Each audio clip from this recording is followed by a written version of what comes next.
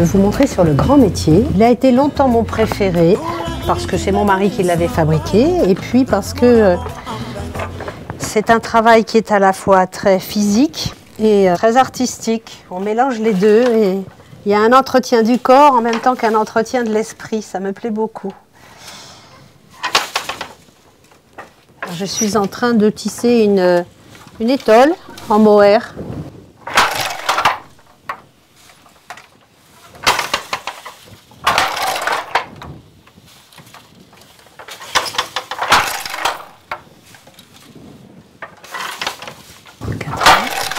De droite à gauche.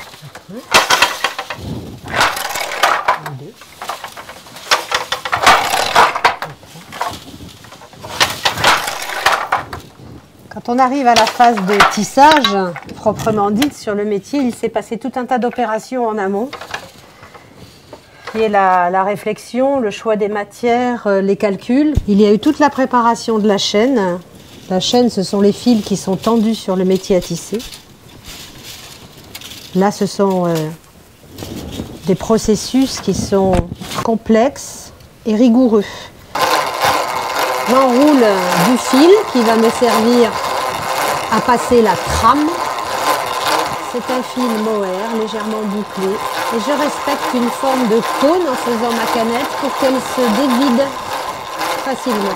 Où est-ce que vous trouvez votre matière première? Il existe encore des fournisseurs chez lesquels on peut acheter en petite quantité. Parce que c'est bien le problème actuel, c'est que les filatures fournissent pour l'industrie en grande quantité, mais nous, les créateurs comme nous avons besoin de petites quantités. Et puis chez moi, c'est une caverne d'Ali Baba. Toute proportion gardée, en toute modestie, je me compare à ces créateurs qui ont un stock de matière magnifique. Et moi, ça fait plus de 30 ans que j'accumule des matières que je trouve partout, à droite, à gauche, parce que je sais qu'à un moment donné, elles vont être très utiles dans ma création. Et c'est quand même le matériau, la couleur, la matière qui me conduit, moi, à la création. Collectionnez et ensuite vous vous laissez... Guidée par la richesse des matériaux. Alors ce ne sont pas forcément uniquement des fils au sens conventionnel du terme, hein, qui passent par une filature. Ce sont aussi des matériaux inattendus, des végétaux, des métaux, des éléments de céramique que je cuis. Des lanières de cuir, des coquillages. Quand je voyage, je me laisse beaucoup inspirer. Et je ramasse tout ce qui peut servir à ma créativité.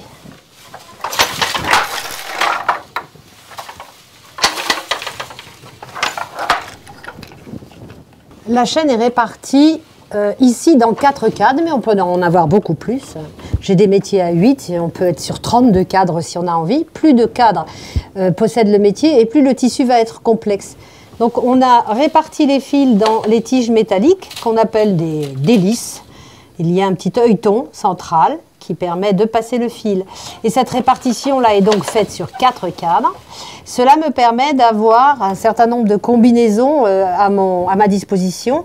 Après, on passe donc les fils un par un dans les lisses, puis on vient les passer également un par un dans les dents du peigne.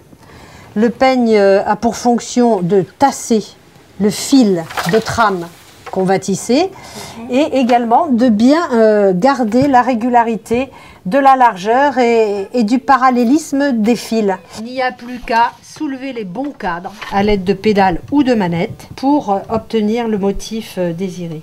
Là, je joue sur 4 pédales parce que je n'ai que 4 cadres.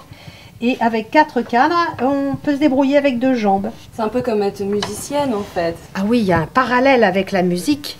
D'ailleurs, on est plusieurs tisserandes à se rejoindre parce qu'on est des musiciennes. Et moi, je vois le parallèle avec l'instrument lui-même, ça fait penser à un orgue. Et puis, nos croquis, on appelle ça des croquis d'armure, ressemblent à des partitions. C'est comme des portées de musique. Ici, on a l'enfilage dans les cadres dont je vous parlais.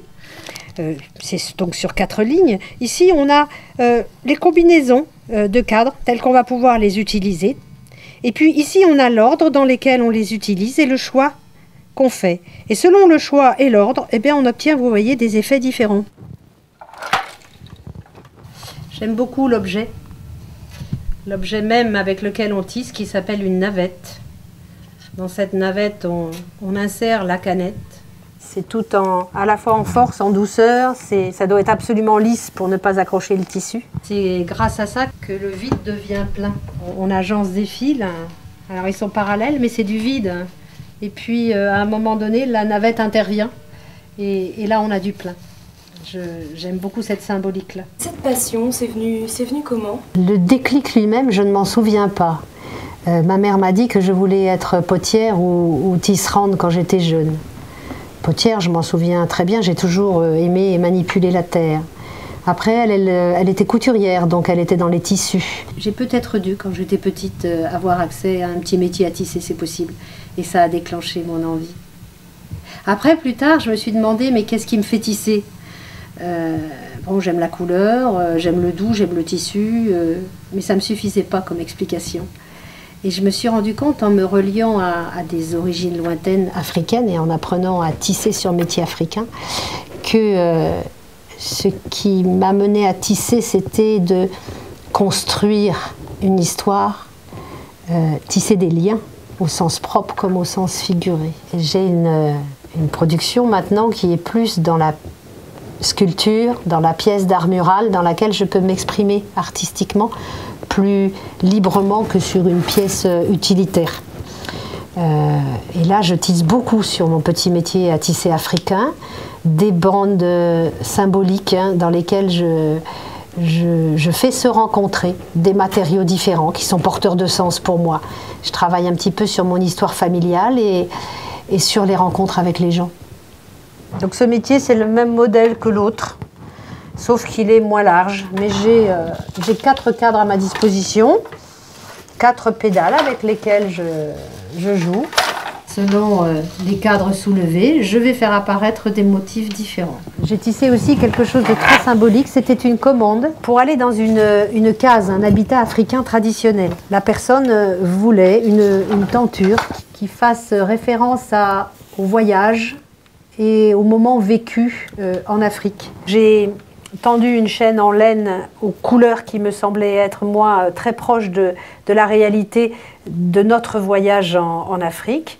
Et j'ai inséré tout un tas d'objets dedans que j'avais ramassés déjà sur place. Des végétaux, des tissus. Il y a un bruit caractéristique des métiers à tisser, c'est le frottement des cadres, hein, le bois qui se cogne un petit peu.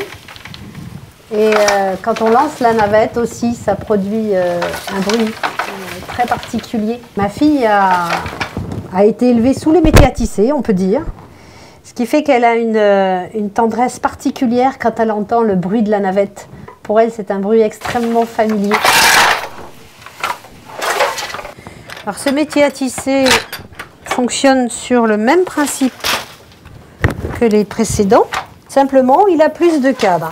Ici, j'ai 4 x 2, j'ai 8 cadres. Et grâce à ces 8 cadres, je vais pouvoir tisser un tissu un peu plus complexe. Donc là, je pédale sur 6 pédales. Chaque pédale a été attachée à plusieurs cadres. Cette chaîne m'a servi à faire un tissu tout à fait spécial, un rouleau de poème. Comme ça, ça a l'air d'un tissu tout à fait classique. Mais je m'en suis servi de support pour faire une œuvre, pour une exposition. C'était mes paperoles érotiques, puisque j'ai travaillé sur ce thème-là.